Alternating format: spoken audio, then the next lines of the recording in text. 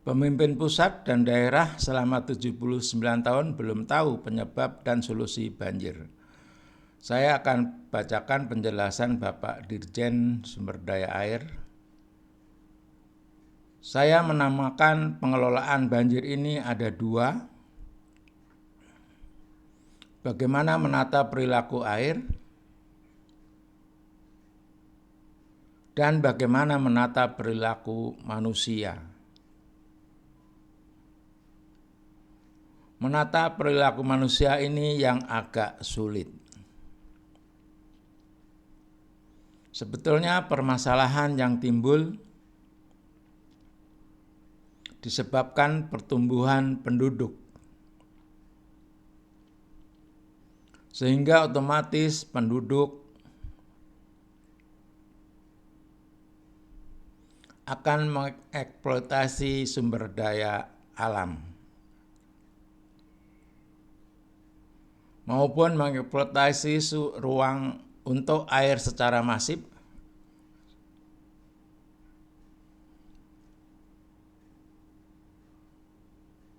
Di samping itu ada juga masalah kejadian alam.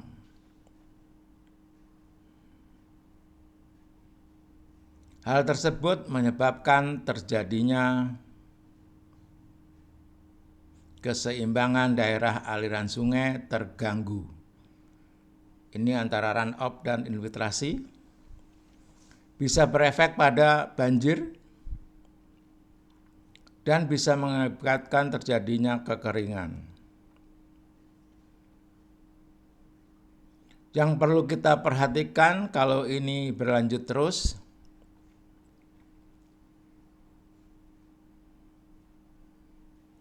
infrastruktur pengendali banjir yang kita bangun itu pada suatu saat tidak bisa menjalankan fungsinya. Karena beban das sudah tidak ada ruang untuk air.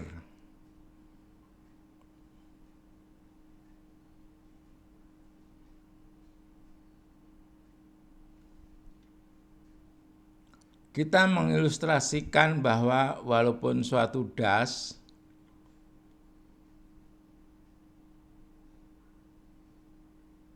atau suatu tempat berkembang, tetapi ruang air tetap harus kita siapkan.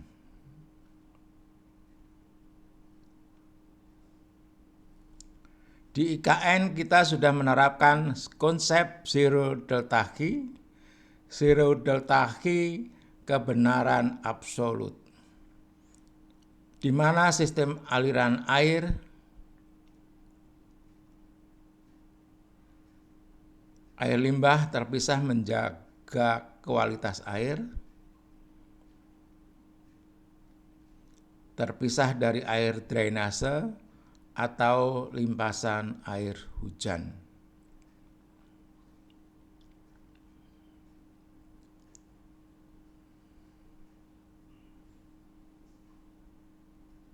Kemudian air dari daerah hulu itu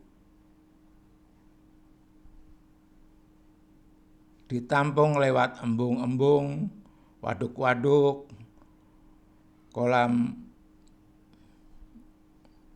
Hal ini tentunya tidak mungkin kita lakukan secara sendiri. Harus dilakukan secara bersama-sama, karena sebagian besar penerapan ini ada di wilayah pemerintah daerah. Mungkin dalam Wood Water Forum nantinya dapat dijadikan suatu pembahasan dalam proses politiknya.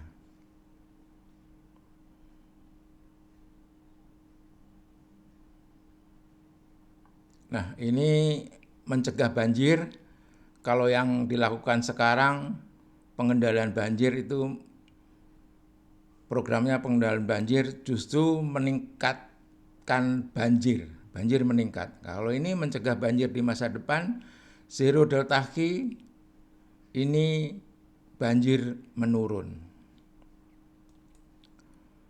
Nah, ini link petisi saya 1 tahun yang lalu, program pengendalian banjir gagal total. Ini terbukti selama 26 tahun kejadian banjir terus meningkat sampai dengan 3.146%. Nah, ini banjir meningkat karena programnya normalisasi sungai. Jadi tadi saya bilang penyebab dan solusinya belum tahu pemimpin pusat dan pemimpin daerah. Nah, ini pemimpin pusat ini secara nasional ini gagal menyelesaikan masalah banjir karena banjirnya meningkat.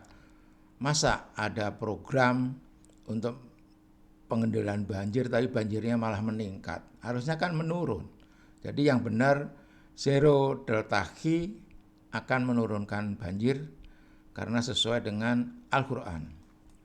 Nah, ini contohnya sejarah banjir Jakarta. Kalau tadi secara nasional 26 tahun banjir meningkat, tetapi ini lokal, banjir di Jakarta selama 370 tahun.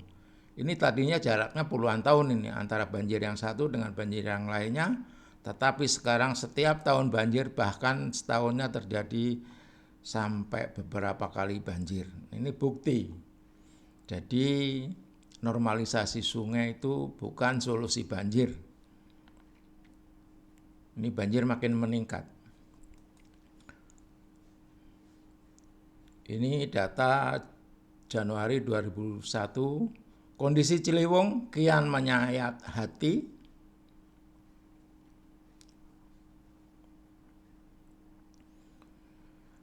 ...479.000 hektar dari 535.000 hektar das Ciliwung dalam kondisi kritis. Nah, itu terbukti tadi akhirnya banjir meningkat terus. Nah, ini buktinya tinggal 8% kawasan hutannya. Jadi tadi yang Pak Dirjen bilang keseimbangan terganggu ya. Terjadi keseimbangan das. Nah, itu dasnya tidak seimbang. Yang dibuang 90%, yang menyerap infiltrasi 10%. Itu terjadi di das Ciliwung. Nah, ini secara lokal. Secara lokal ini sama-sama di 2024. Pemimpin lokal masih menyatakan pejabat Bupati Tangerang minta DPR RI dorong normalisasi Kali Sabi. Nah, ini permasalahannya beda dengan Kali Sabi. Kali Sabi dinormalisasi, tapi penyebabnya antara lain setelah dinormalisasi tujuannya kali diperdalam, kali diperlebar agar debit banjir lancar. Tapi ini faktanya debit banjir tidak bisa mengalir ke arah muaranya. Bukti kisah nyata, fakta dan data debit banjir tidak mengalir di Muara Sabi. Ini data monitoring pengamatan muka air di Sungai Cisadane 14 November 2016. Elevasi depan 12, elevasi belakang 8,5.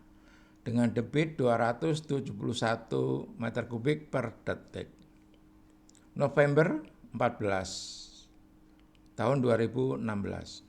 Nah, ini terjadi banjir di Kali Sabi seperti kolam. Jadi Kali Sabi meluap perumahan Priok Jaya, Kota Tangerang jadi kolam.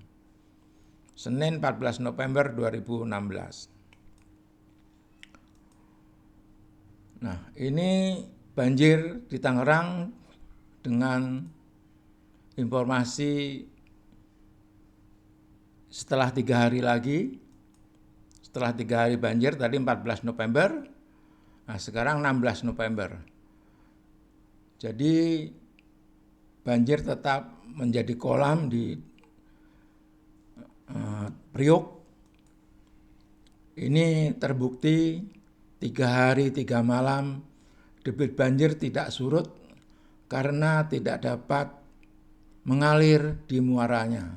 Ini terbukti. Jadi selama 3 hari 3 malam kejadian banjir tanggal 14 November itu belum surut juga. Nah, itu menandakan bahwa memang debit banjir tidak bisa mengalir. Terbukti. Nah, ini buktinya di Sungai Cisadane potongan AA. Ini elevasinya tadi 8,5. Ini debit banjir kalau ulang 25 kali Sabi. Ini elevasinya 7. Nah, ini berarti terhalang. Padahal yang kejadian tanggal 14 November 2016 itu belum Q25. Karena baru hujan tahunan aja, TMA banjir tahunan di Cisadane, itu aja Q25 aja nggak mengalir, apalagi waktu itu di Kalisabi mungkin belum Q25. Seandainya Q25 pun juga tidak mengalir. Tadi terbukti kan 3 hari 3 malam banjir tetap menggenang di Desa Priok. Terbukti. Demikian informasi dari saya. Billahi taufiq wal hidayah. Wassalamualaikum warahmatullahi wabarakatuh.